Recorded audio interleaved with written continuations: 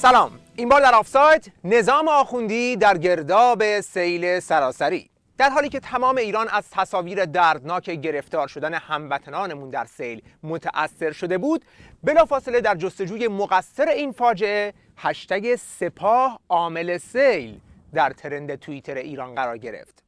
سپاه که طی سالیان بخور و به چاپ انبوهی پروژه‌های سودآور برای خودش ولی زیان‌آور برای مردم و محیط زیست اجرا کرده بود، طبیعی بود که اینجا به عنوان مسبب این فاجعه ملی اسمش سر زبون‌ها بیاد.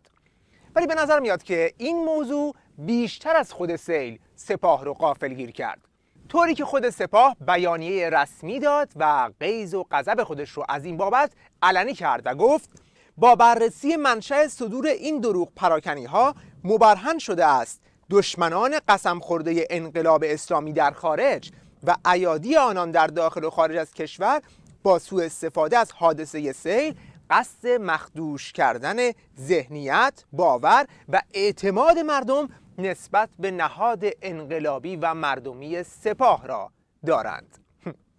نهاد مردمی سپاه، البته قبلش هم گفته دشمنان قسم خورده به ویژه منافقین. خب سوزه دل مالکشان نظام هم از این بابت شنیده شد که وسط این فاجعه به فکر در بردن سپاه بودند. اما باید پرسید که چرا عده‌ای با این میزان انگیزه به دنبال دولتی و حکومتی کردن مصائب طبیعی هستند. اگر به شما بگن که سیلی که 11 نفر در استان گلستان کشته، هزاران نفر رو که تا چند روز قبلش خونه تکونی عید میکردن بیخونه و آواره کرده، مقصر این وضعیت بلند پایه ترین مقام حکومتی در استان گلستانه، اونم به خاطر اینکه میخواسته منفعت به جیب خودش و پسرش بده، چه میزان خشم و نفرت از نظام سیاسی، از زیستن در ایران وجود شما رو پر میکنه. و ایده دقیقاً به نام عدالت خواهی در این کشور وجود 80 میلیون نفر رو از چنین نفرتی انباشته کردن.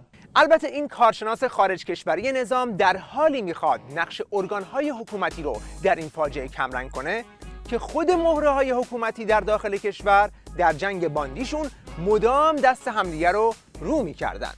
مثلا باند روحانی همه چیز رو میانداخت کردن ساخت و سازهای غلط دولت قبلی. در بعضی از جاها خیلی به طبیعت ظلم شده، به هر حال مسیرهای رودخانه‌ها بهش تجاوز شده، کارهایی که نباید بر طبیعت انجام گرفته و همین باعث شده که مسیر سیل آزاد نباشه. وقتی حرکت میکنه سیل با موانع روبرو میشه. اون یکی باند هم بیعملی و تأخیر روحانی در رسیدگی به مناطق سیل زده رو سوژه تبلیغات خودشون کردند. در هر حال شمخانی از اینها هم جلوتر رفت و گفت مشخصاً در حادثه شیراز بخش‌های خصوصی و دولتی هر دو مقصرند که طبعاً بخش خصوصی هم خب بدون اجازه دولت چنین ساخت و سازی نمیتونه انجام بده. به طور خاص در مورد سیل در منطقه دروازه قرآن شیراز که غافلگیری بیشتری ایجاد کرد و قربانیان زیادی گرفت، این قضیه بی حساب و کتاب کار کردن خیلی بیشتر زبان زد شد، طوری که یکی از کارشناسان رژیم در این رابطه اینطور میگه: اولین بار نیست که چنین اتفاقی در دروازه قرآن شیراز میفته. در واقع جاده‌ای که الان وجود داره، جاده ورودی مشهور به دروازه قرآن، یک بستر رودخانه بوده که یک رودخانه سیلابی بوده که حوضه آبخیزی رو که مشهور به حوضه آبخیز قرآن و سعدی و آبش منتهی شده به رودخانه خشک شیراز و از اونجا میرفته به سمت مهالو رو اومدن یک لوله کشیدن و روی اون لوله در واقع جاده کشیدن و فکر میکردن که همون لوله میتونه سیلاب ها رو هدایت بکنه.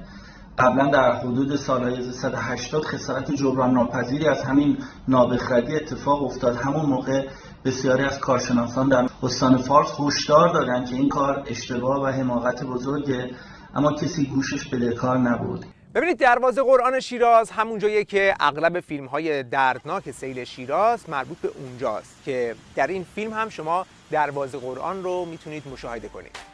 مسیر سیل از سمت شمال به سمت شهر بوده که مسافران نوروزی که در خودروهای انبوه در ترافیک بودن رو غافلگیر میکنه. محل حادثه اینجا در جاده کنار دروازه قرآنه. در کنار دروازه قرآن در گذشته‌های دور یک مسیل یعنی محلی برای جریان سیل بوده که توی عکس‌های قدیمی دروازه قرآن هم به وضوح دیده میشه. یک شیار عمیق روی زمین وجود داره که نشون دهنده اینه که اینجا قبلا مسیر آبهای فراوانی بوده و به همین خاطر هم بهش میگن نهر سیلابی. در سال 65 تصمیم میگیرن که این جاده رو عریض کنند و این مسیر رو پر میکنند و به گفته همین کارشناس یک لوله گذاشتن و روش جاده ساختن. یکی از شهرداران شیراز که مسئول اجرای این پروژه هم بوده گفته که در همون سال 65 هم یک بار سیل اومد و خساراتی به عملیات اجرای این پروژه وارد شد، ولی 2 سال بعد دوباره ادامه دادن. در دی ماه سال 80 هم گویا یک سیل در شیراز جان 11 نفر رو گرفته بود، ولی باز کسی به این فکر نکرده که اگر توی این تنگه جاده ساختند و این همه خودرو رو به اینجا کشوندند، حتی اگر هر 10 سال یک بار هم بارندگی شدید بشه، این حجم آب کجا باید بره؟ همینطور که در نمای سه‌بعدی هم می‌بینید، سیلابی که از این تنگه بخواد عبور کنه راه دیگه‌ای نداره جز اینکه همه چیز رو با خودش بشوره و ببره، در حالی که قبلا در همین ناحیه یک مسیر وجود داشته. حالا الان دیگه بین باندهای نظام دعواست که یکی میگه اونی که اینجا جاده ساخته مقصره، اونی که میگه که نه من جاده ساختم، کانالش هم ساختم، ولی کانال رو لای روبی نکردن که قضیه الان اینطور شد و جان هموطنانمون رو گرفت.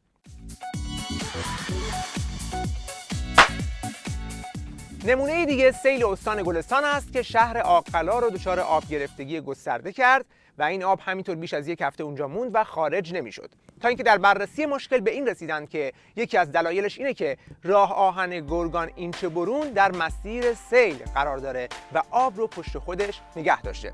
بعد هم سپاه با منفجر کردن بخشی از راه آهن به اصطلاح در نقش ابرقهرمان داستان ظاهر شد که راه آب رو باز کرده. پاسدار رضایی هم سر این حرکت رو با عنوان انفجار امید تبلیغ کرد.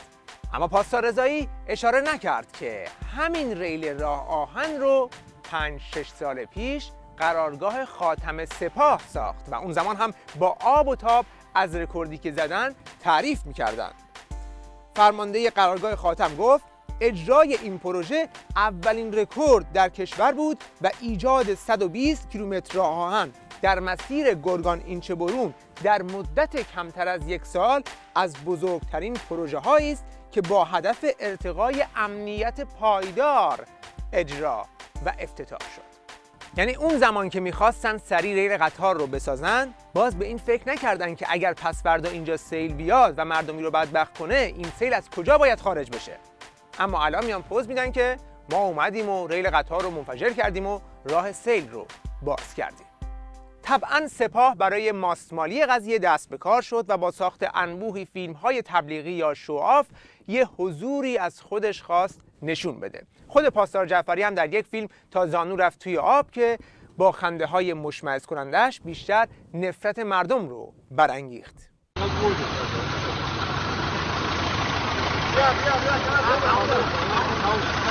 البته رقابت برای رفتن توی آب برای سفیدسازی و لاپوشانی جنایت‌های قبلی یک دفعه تبش توی نظام بالا گرفت، تا جایی که رئیس کمیته امداد هم با دوربین‌های حرفه‌ای برای گرفتن فیلم تبلیغاتی این صحنه رو خلق کرد که بیشتر مایه آبروریزی بود.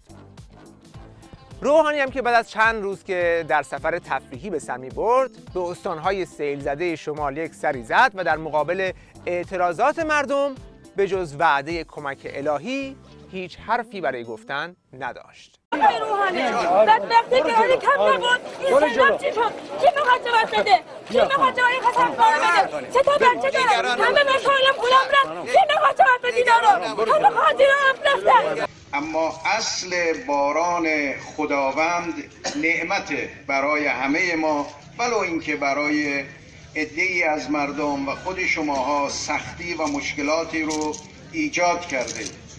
خداوند این رو جبران خواهد کرد.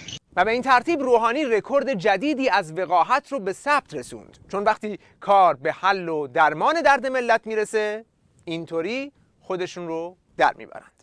در نهایت باز این خود مردم بودن که در همه صحنه‌ها به یاری هم رفتند و حتی با درست کردن سیل بند راه گسترش سیل به شهرشون رو بستند. چیزی که خود وزیر کشور روحانی هم بهش اعتراف میکنه که این مردم بودن که این سیل بند رو ساختن و مردم در اینجا اومدن به خاطر اینکه آب نره. ببینید اینا خیلی مهمه، مردم تمام دیوارها رو با کیسه های شن پر کردن و دیوار درست کردن که آب داخل شهر نره. وقتی که میخواد شهرم زیر آب بره چه خستگی معنی نداره که.